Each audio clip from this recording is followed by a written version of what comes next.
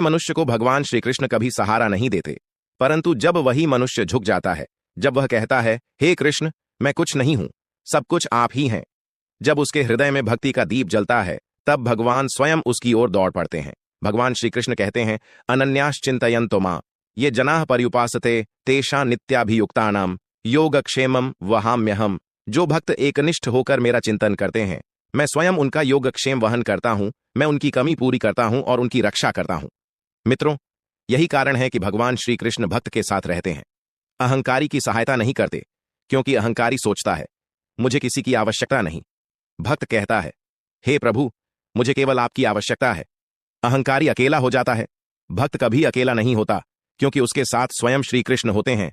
देखो, भक्त विदुर ने कभी राजमहल का सुख नहीं चाहा, पर कृष्ण ने स्वयं उसके घर जाकर भोजन किया।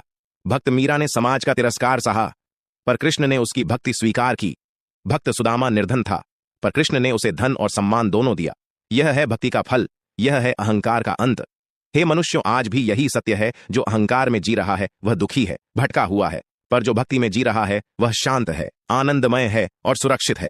इसलिए त्यागो अहंकार, अपनाओ भक्ति, क्योंकि अहंकार कभी तुम्हें कृष्ण तक नहीं ले जाएगा, केवल भक्ति ही कृष्ण तक ले जाएगी।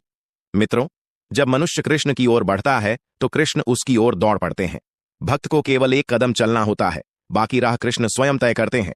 याद रखो, अहंकार मृत्यु का द्वार है, भक्ति अमृतत्व का मार्ग है। अहंकार दुख का कारण है, भक्ति सुख का स्रोत है। अहंकार बंधन है, भक्ति मुक्ति है। तो आओ हम सब मिलकर संकल्प लें कि हम अहंकार का त्याग करेंगे और भगवान श्री कृष्ण की भक्ति अपनाएंगे, क्योंकि वही सच्चा मार्ग है, वही जीवन का सार है और वही परम सत्य है। जय श्री कृष्ण।